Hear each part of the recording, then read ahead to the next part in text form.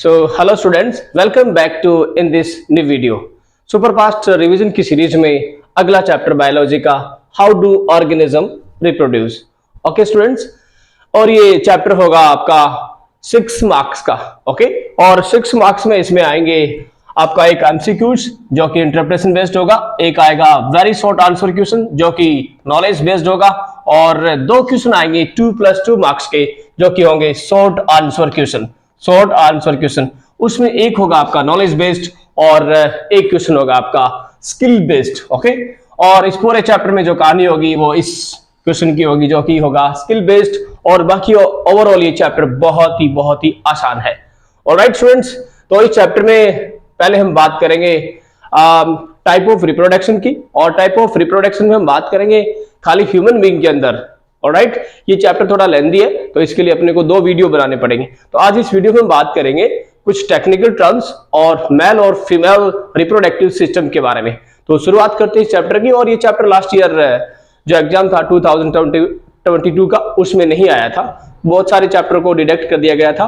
Alright, लेकिन इस साल ये चैप्टर हैविंग 6 मार्क्स। ऑलराइट, तो शुरुआत करते हैं इस चैप्टर की। The name of chapter is how do organism reproduce. जो ऑर्गेनिज्म होते हैं वो रिप्रोड्यूस कैसे करते हैं, मतलब वो अपनी जैसी ऑफस्प्रिंग को रिप्रोड्यूस कैसे करते हैं। तो यहाँ से ही टाइप बन जाते हैं टाइप ऑफ रिप्रोडक्शन।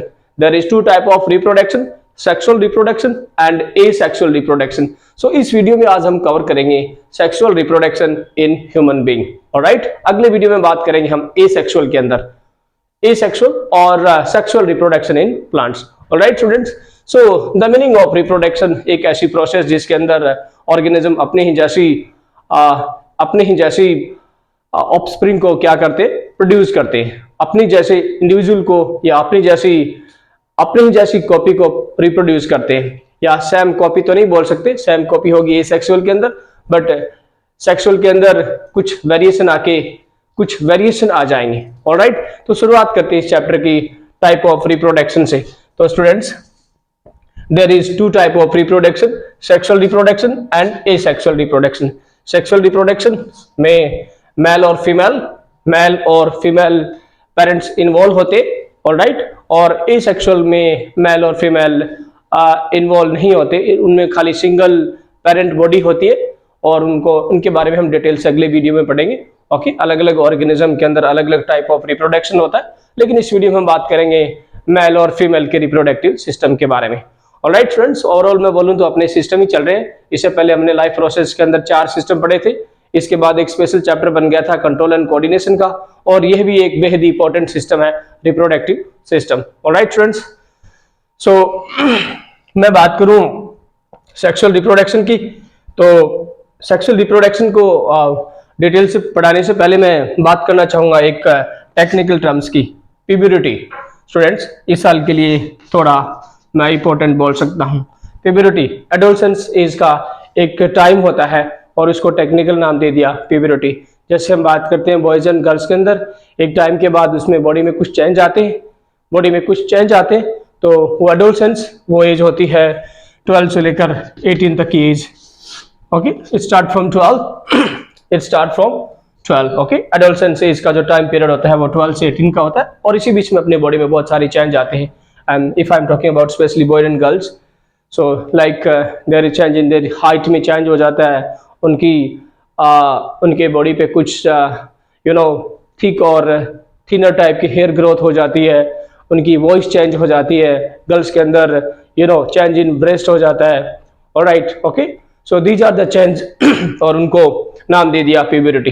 ऑलराइट, तो ये थोड़ा सा टेक्निकल टर्म्स है, अच्छा ये पूछ सकता है। ऑलराइट, और इसके बाद में कुछ और टेक्निकल टर्म्स के बारे में बात करें तो जो सेक्स सेल होती है, these are produce by gonads. Gonads में मैं बात करूं मेल की, तो testis are gonads for male, और टेस्टिस रिलीज करते हैं सीमन, और सीमन में होते हैं स्पर्म। ओके, और गोनेड्स ऑफ फीमेल के बारे में बात करूं तो ओवेरी रिलीज ओवा। ओके, और इसके बाद में मैं बात करूं मेल और फीमेल सेक्स हार्मोन के बारे में, तो male hormone is testosterone, and female hormone के बारे में बात करें तो एस्ट्रोजन और प्रोजेस्टेरोन। ये थी एक नॉर्मल सी जानकारी। तो यहाँ मैं ये बात करूं तो कई बार ये इनके बारे में पूछ लिया जाता है, इनके बारे में पूछ लिया जाता है। Right the name of male sex hormone, right the name of female sex hormone, right. और ये गोनेड्स के बारे में बात करेंगे तो गोनेड्स, मेल गोनेड्स और फीमेल गोनेड्स। मेल गोनेड के बारे में बात करें तो टेस्टिस, दे प्रोड्यूस स्पर्म और स्पर्म में होते दे प्रोड्यूस सीमन और सीमन में होते sperm, alright. Ovary produce egg, alright students. और इसके बाद में आते हम मेल रिप्रोडक्टिव सिस्टम के बारे में। तो स्टूडेंट्स ये एक सिस्टम है और system is made up of different type of organ, alright. तो यहाँ से 2 मार्क्स का क्वेश्चन में स्टूडेंट्स मैं डायग्राम के बारे में तो क्या बोलूं, इस चैप्टर में आपसे डायग्राम पूछ सकता है, लेकिन फिर भी यदि मैं बात करूं तो आप फीमेल रिप्रोडक्टिव सिस्टम का डायग्राम अच्छे से प्रैक्टिस करके जाना, ऑलराइट। तो हम बात करते हैं मेल रिप्रोडक्टिव सिस्टम की, और इनके अंदर जो आने वाले ऑर्गन है, इनके अंदर जो आने वाले पार्ट्स है जिनसे मिलकर मेल रिप्रोडक्टिव सिस्टम बनता है, उनके फंक्शन के बारे में कई बार पूछ लिया जाता है। तो हम बात करते हैं मेल रिप्रोडक्टिव सिस्टम में आने वाले ऑर्गन लाइक टेस्टिस जो कि एक बैग लाइक स्ट्रक्चर होती है, दैट इज कॉल्ड स्क्रोटम, और उसके अंदर ये लोकेट होता है, ऑलराइट। और टेस्टिस जो कि स्टोर करते हैं या बनाते हैं सीमन, और सीमन में होते स्पर्म जो कि मेल के लिए सेक्स सेल का काम करती है, ऑलराइट स्टूडेंट्स। और कई बार यहाँ से ये क्वेश्चन आ जाता है कि जो टेस्टिस होते हैं वो बॉडी के बाहर ही लोकेट क्यों होते हैं, बॉडी के बाहर ही लोकेट क्यों होते हैं, यहाँ से एक बहुत अच्छा क्वेश्चन बन सकता है। तो स्टूडेंट्स आपको पता है कि स्पर्म बनने के लिए जो टेम्परेचर है, उनको स्पर्म बनने के लिए जो एक फिक्स टेम्परेचर होता है वो बॉडी के टेम्परेचर से थोड़ा सा कम होना चाहिए, ऑलराइट।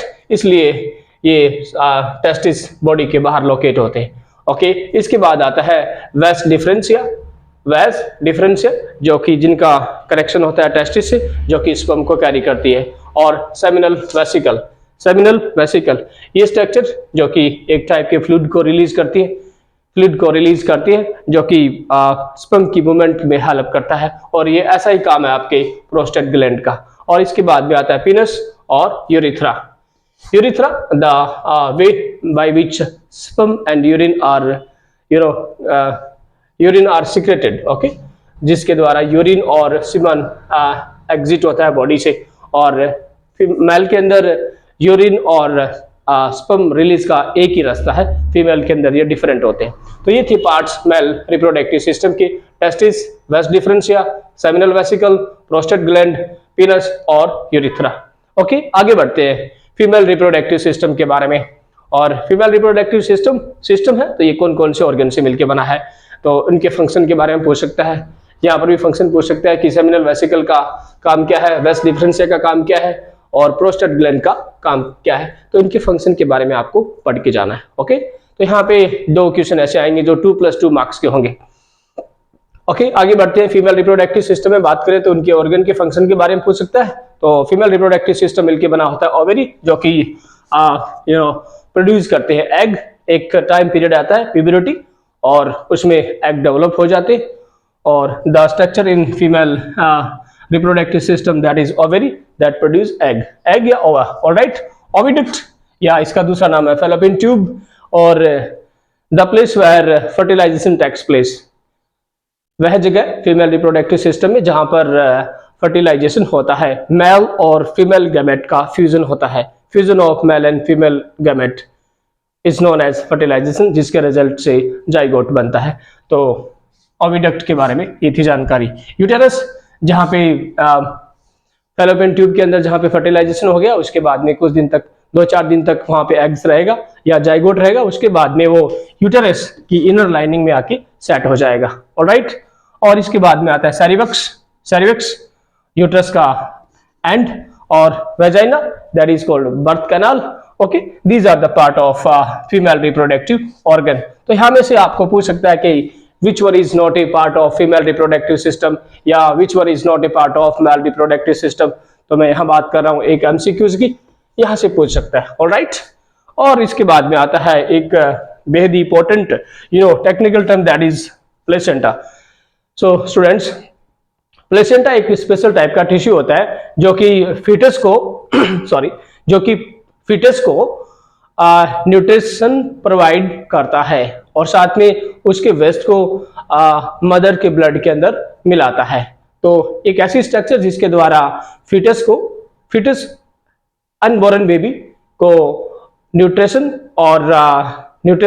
और उनके वेस्ट को बॉडी से बाहर मदर के ब्लड में सप्लाई करता है। ऑलराइट, तो ये कई बार एग्जाम में पूछ लिया गया है, तो मैं बोल सकता हूँ कि ये टर्म्स थोड़ा सा इंपॉर्टेंट है। ऑलराइट, और जहाँ फैलोपियन ट्यूब की हम बात कर रहे थे, जहाँ पे मेल और फीमेल गैमेट का फ्यूज होता है, और this process is called fertilisation से जाइगोट फॉर्मेशन होता है। जाइगोट आगे जाके डेवलप होकर एम्ब्रायो बनाता है, एम्ब्रायो आगे जाके फीटस बनाता है, और फीटस होता है एक अनबॉर्न बेबी। ऑलराइट, और इसके बाद में कुछ टेक्निकल टर्म्स आते हैं स्टूडेंट्स, तो यहाँ से कई बार एक नंबर का क्वेश्चन पूछ लिया जाता है। ये एक टेक्निकल टर्म है मेनार्की।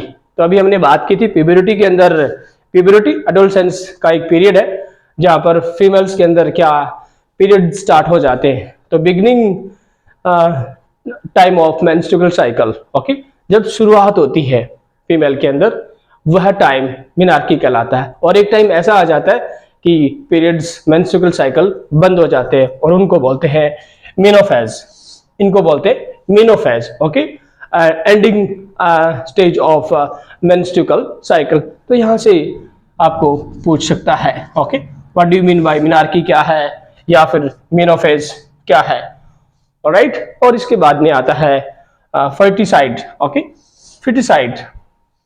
स्टूडेंट्स, आपने सुना होगा कई बार कि बच्चे का जेंडर पता करके उनको जन्मने से पहले ही उनको अबॉर्शन करवा दिया जाता है। तो यहाँ पे एक टर्म सार आता है फर्टिसाइड। साइड का मतलब होता है यहाँ पे किल, ओके, किल फिटस, जो कि एम्ब्रायो की अगली स्टेज है, अनबॉर्न बेबी होता है, ओके, अबॉर्शन करवा दिया जाता है उनके जेंडर को पता करके।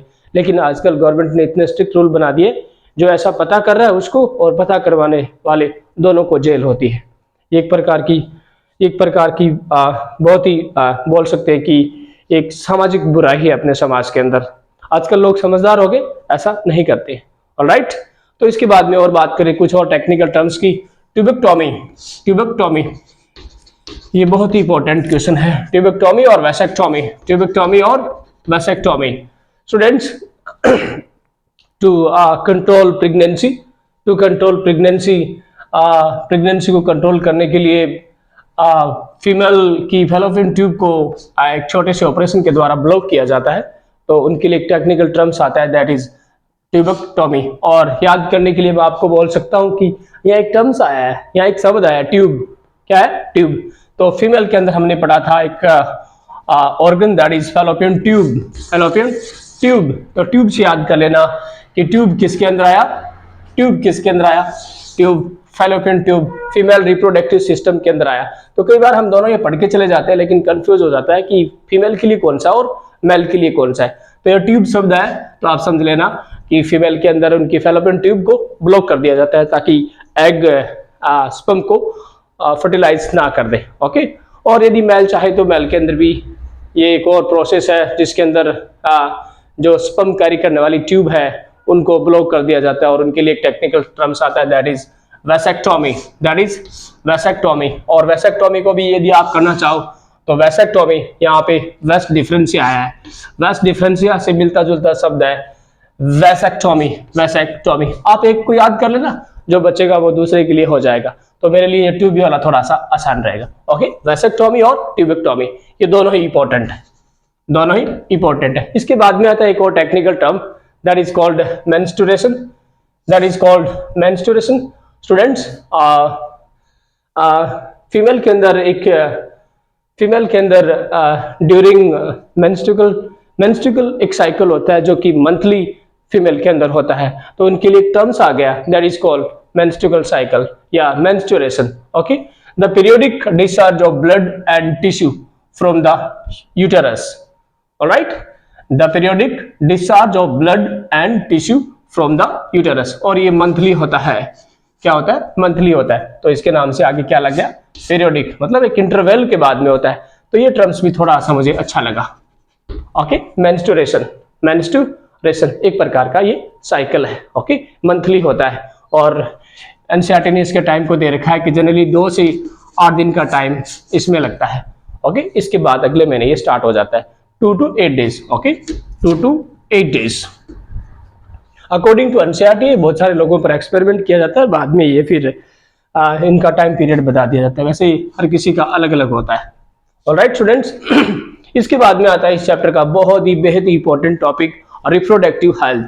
Reproductive health students, you know our country is second largest country in the population, और 2030 में तो हम पहले नंबर पे आ जाएंगे। 2030 में पहले नंबर पे आ जाएंगे। तो स्टूडेंट्स, सबसे बड़ा चैलेंज है अपने देश के लिए, how can we control population, how can we control population, और एक राइट टाइम क्या होता है after marriage to get a pregnancy. तो यहाँ पे ये थोड़ा इनके बारे में दे रखा है। तो how can we control pregnancy, so there are some kind of methods for male, they can use condom, and female also can use kind of cap. Okay, और इसके बाद में अपने चैप्टर में दे रखे हैं कुछ डिजीज के बारे में जो कि सेक्सुअली ट्रांसमिटेड डिजीज है। अक्सर एग्जाम में पूछ लिया जाता है, right to name of sexual transmitted disease. तो अपने सिलेबस में दे रखा है गोनेरिया, सिफिलिस और HIV एड्स। याद रखना, ये इंपॉर्टेंट है। STD, what is the full form of STD? Sexual transmitted disease. Okay, gonorrhoea, syphilis और HIV एड्स। HIV ये वायरस के द्वारा होता है और ये दोनों बैक्टीरियल इन्फेक्शन से होती है। ऑलराइट स्टूडेंट्स, और इसके बाद में मैं बोलूं how can we control pregnancy. तो there are some method by you can use them and you can prevent pregnancy, like mechanical, surgical, chemical. Surgical में आपके ये दोनों आते हैं, ट्यूबिक्टोमी और वैसेक्टोमी। ऑलराइट, मेल और फीमेल के लिए दोनों अलग अलग है। केमिकल के मैं बात करूं तो काफ़ी सारी टैबलेट्स आती है। So by using them tablet can be prevent pregnancy, all right? तो ये थी जानकारी अपने इस चैप्टर के अंदर, और इस चैप्टर में हमने खाली कुछ टेक्निकल टर्म्स और मेल और फीमेल रिप्रोडक्टिव सिस्टम के बारे में पढ़ा है। तो स्टूडेंट्स, यदि मैं डायग्राम के बारे में बात करूँ ना, तो फीमेल रिप्रोडक्टिव सिस्टम का डायग्राम आप प्रैक्टिस करके जा सकते हो। और इसके बाद में ये 1 मार्क्स का क्वेश्चन यहाँ किसी हार्मोन के बारे में आपसे पूछ सकता है। तो सॉरी, ये शॉर्ट आंसर क्वेश्चन है ना, ये अपने एसेक्सुअल में आएगा, एसेक्सुअल के अंदर। Okay, asexual reproductive system, asexual reproduction की जो कुछ मेथड्स है जिनको हम अगले वीडियो में पढ़ेंगे।